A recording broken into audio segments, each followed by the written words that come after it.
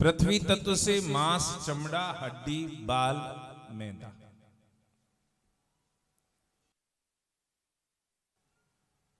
तो यहां उस स्त्री के प्रति उनका मोह हो गया, और जब मोह हो गया तो दोनों जने एक दूसरे के कर्मों में ऐसे फंस गए हैं, एक दूसरे के कर्मों में ऐसे फंस गए हैं कि इतने उन्मत्त हो गए, इतने उन्मत्त हो गए कि उन्हें यही नहीं पता कि क्या करना चाहिए और क्या नहीं करना चाहिए।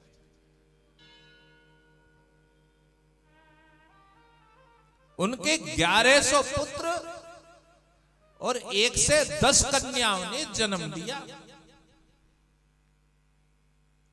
जब 1100 पुत्र और 1 से 10 कन्याओं ने जन्म लिया तो एक दिन पुरंजन शिकार खेलने के लिए गए थे, और जब शिकार खेलकर आए तो रानी का चित्त उदास था, और रानी का जब चित्त उदास देखा तो पूछ रहे हैं कि आज रानी उदास क्यों है, कुपित क्यों दिखाई देती है। तो वहां जो स्त्रियां हैं वो कह रही हैं, नरनाथ न जाने मस्त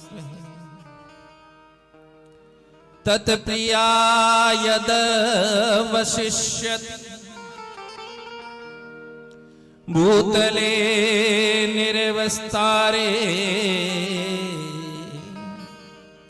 शयानां पश्ये शत्रुहं। मालूम नहीं है महाराज आपकी प्रिया ने क्या ठान लिया, वो बिना बिछौने के ही पृथ्वी पर पड़ी है। जैसे रानी केकई कोप भवन में बिना वस्त्रों के नीचे पड़ी रही थी, ऐसे यहां पर जैसे कोप भवन में वो पुरंजन की नारी बिना वस्त्रों की जब जमीन पर पड़े हुए देखा है तो पुरंजन कह रहे हैं, क्यों? क्योंकि उसका तो विवेक नष्ट हो गया था उस नारी के संग से, और जब उसका विवेक नष्ट हो गया था तो पुरंजन कहते हैं, पुरंजनाश्वे महिषी निरीक्षया वदुतां भुवे तत्संगो न मथित ज्ञानो वैकल्यम परमं व्ययो।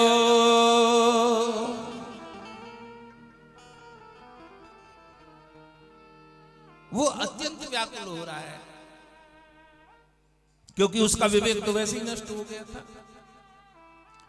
और कह रहा है बताओ तो सही मेरे से क्या अपराध बन गया, बताओ मुझसे क्या अपराध बन गया है, मेरी कोई गलती हो तो बताओ ना मुझे। उसके पैर छू रहा है,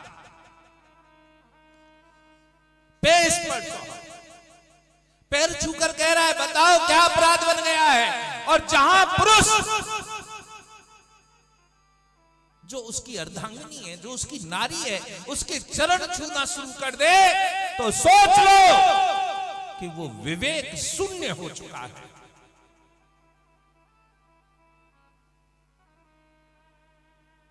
स्पर्श से पाद युगल दोनों पैरों को दोनों हाथों से,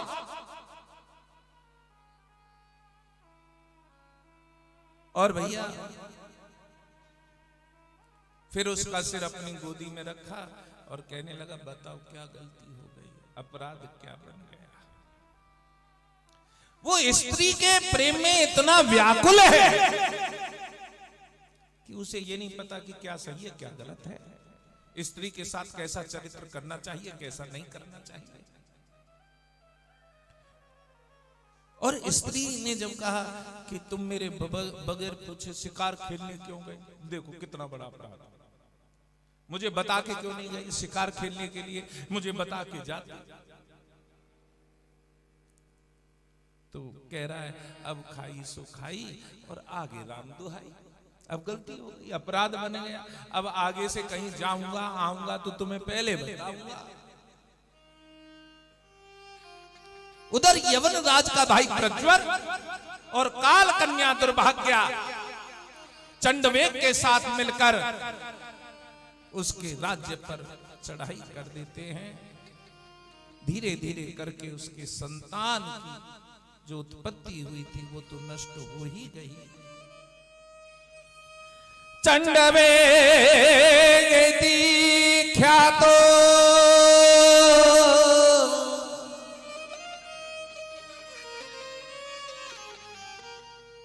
कुटुंबा सक्त चेतसा। आज यहां 360 महाबल गंधर्वों को लाकर चंडवेग ने जब चढ़ाई की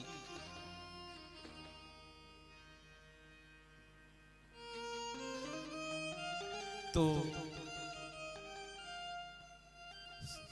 संतान के साथ साथ उसकी पत्नी मर गई। अब वो रो रहा है, हाय हाय रे मेरी पत्नी मर गई। जब सिर में दर्द हो गए तो सिरे दबावे हो, जब पैरन में दर्द हो गए तो पैरन ने दबावे हो। अब किसकी सेवा करूंगा, किसके आगे पीछे डोलूंगा।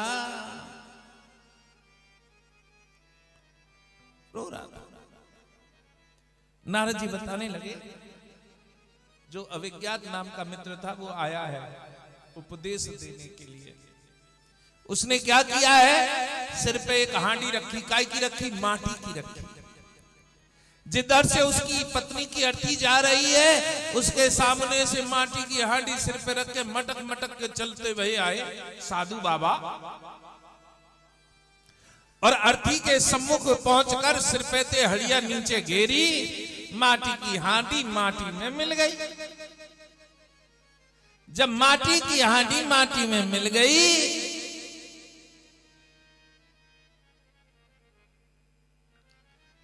तो यहां वो पैर फैलाकर रोने लगे, हाय हाय रे मेरी हांडी फूटी, यही में बनावे हो यही में खावे हो, रात को सिर के नीचे लगावे हो, काय में बनाऊंगो काय में खाऊंगो, काय सिर के नीचे लगाऊंगो।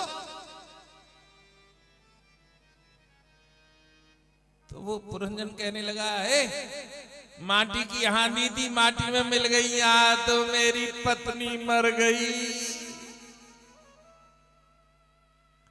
पर उपदेश कुशल बहु तेरे,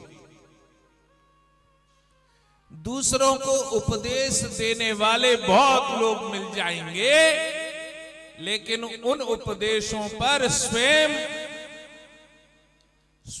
कोई चले तो बहुत बड़ी बात है। आपके सिर में दर्द हो जाए, आपको 50 डॉक्टर फ्री के मिल जाएंगे। अच्छा सिर में दर्द है रो, ऐसे कर थोड़ी सी न कड़क सी चाय बना के पी ले, दूसरों के को न डिस्प्रिन की गोली ले ले। तीसरा कहेगा अरे सिर के दर्द के लिए यहाँ की नसें दबाओ जाओ, ऐसे ऐसे तो ठीक हो जाएगा। चौथा कुछ, पांचवा कुछ, फ्री के डॉक्टर। ये हमारे भारतवर्ष की विशेषता है, यहाँ पर उपदेशक बहुत हैं, कोई केस फंस जाए तो वकील बहुत हैं, दूसरे के बारे में जजमेंट देने वाले जज बहुत हैं। दूसरे के बारे में, अपने बारे में कोई जजमेंट नहीं देता है न लेता है, दूसरे के बारे में थोड़ी देर में गलत सिद्ध कर देना, ऐसे बहुत बोले। अरे तेरी बहू माटी की, माटी का तन था माटी में मिल गया। आज यह समझा रहे माटी का तन, हाँ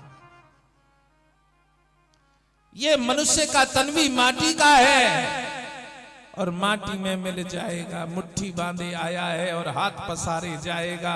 ना कुछ लेकर आया है और ना कुछ लेकर जाएगा। ये तो सच है यारो कि कफन में जेब नहीं होती।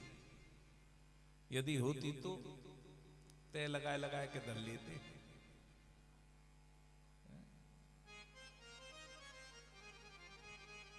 आपको जो मिला है यही मिला है और जब जाओगे तो यही छोड़कर जाना है। गुरुदेव कहते थे काली शीशे पर नाच रहा है